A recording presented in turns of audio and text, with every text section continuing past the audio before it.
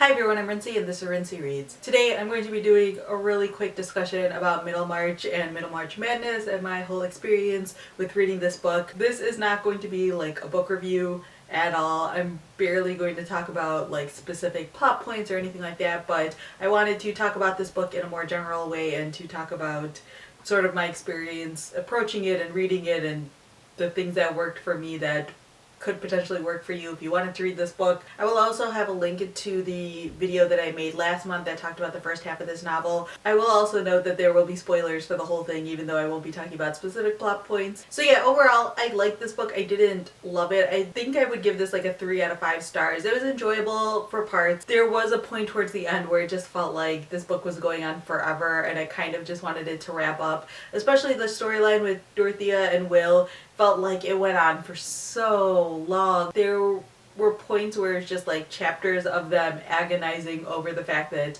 they couldn't talk to each other or that they hadn't figured out their own feelings yet, and as a reader I was just like, okay, you two are clearly supposed to end up together by the end of this book. Just figure it out already.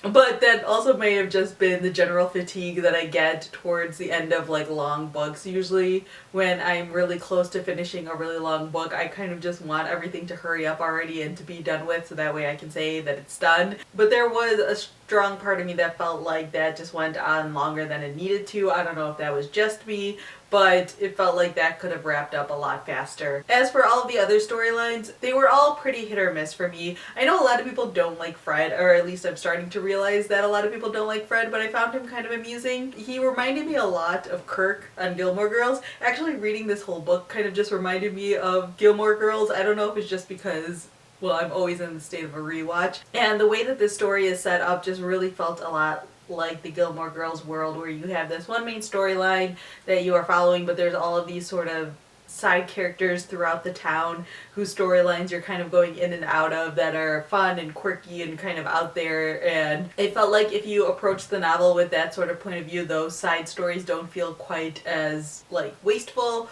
or as much of a distraction. They're sort of just like B plots. And I think the fact that I was taking my time with this book and I wasn't in any sort of like real rush to finish it helped with that idea as well. I think that if I had just picked this book up on a whim and wanted to read it and get it done with in like a week or two, I would have been even more frustrated with those side plots. But there were times, because I was taking this book so slow, where the side plots were actually more entertaining and captivating to me than the main plot of Dorothea. And there were especially points in this book where it seemed like the Dorothea storyline wasn't even the main storyline. Like once you got into like books 2 and 3, it felt like Dorothea was missing for significant portions of this book, which is not something that happens on a television show. Your main characters, while they might go missing for like a scene or two, you come back to them pretty quickly. Dorothea's storyline kind of disappears completely in the middle of the book, and then it's basically just all that happens towards the end of the book. So it felt like you could have just like pulled the middle of the book out and made it its own separate entity.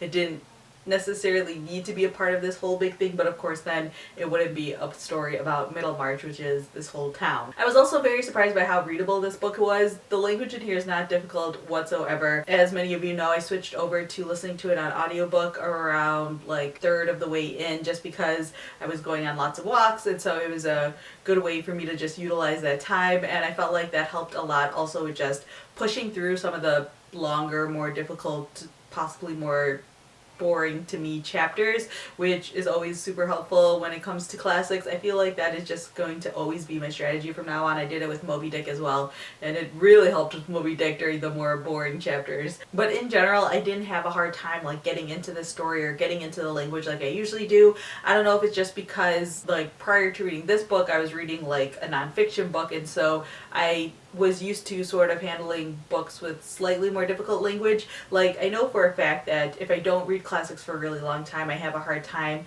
when the first time I pick them up, and it usually takes me a little while to get into it. But with this one I didn't really have that problem, and I'm not sure if that says more about Middlemarch or just more about me and where my brain was at the point when I picked up Middlemarch. So yeah, in the end I gave this book a 3 out of 5 stars. Like I said, I liked it, I didn't love it, but I'm really glad that I've read it. I really do want to read My Life in Middlemarch, or My Life as Middlemarch, or something along those lines. I believe it's by Rebecca something. I will link it down below because I can't remember the exact details, but someone else who was participating in the Middlemarch read along was reading that book as well, and said that it had actually helped her a lot to provide a lot of context and a lot of interesting details to the story that you don't really get with the story itself. Like, it provides a lot of context and history around Middlemarch. So I think I do want to pick that one up and to see if it changes my opinion at all of reading Middlemarch. So yeah, those are just my quick thoughts on Middlemarch. If you read this book at all along with me, I just want to say thank you for reading along with me. I always enjoy doing these, especially because it really motivates me to finish the books that I start.